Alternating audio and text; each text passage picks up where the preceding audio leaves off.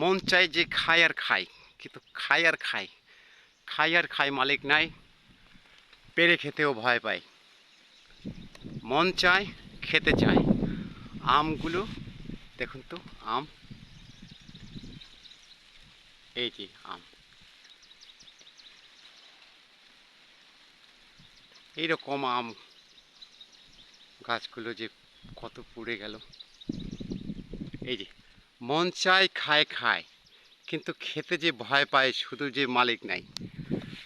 দেখুন তো, দেখুন, দেখুন, দেখুন, এই যে এখানে চারপাশে যে আবার যে এখানে ওই পাহাড়ের পার্শ্ববর্তী যা আছে, এই যে এখান থেকে আবার সেই রোদ দিয়ে চলে গেল, এখানে লোক নেই।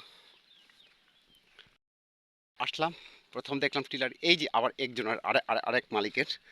সো এই যে দেখেন টিলার, পাওয়ার টিলারটা এখানে রেখে চলে গেল, এইভাবে রেখে চলে যায়।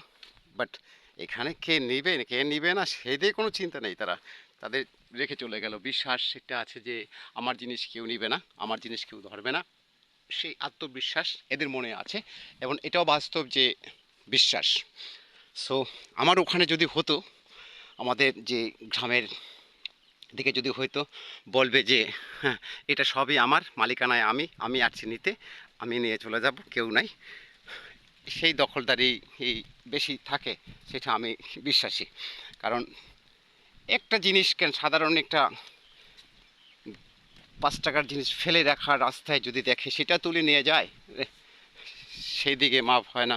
আর এই যে লাখ লাখ টাকার জিনিস ফেলে রেখে চলে গেল, আর সেই জিনিসটা মাপ করবে, আমার বিশ্বাস হয় না।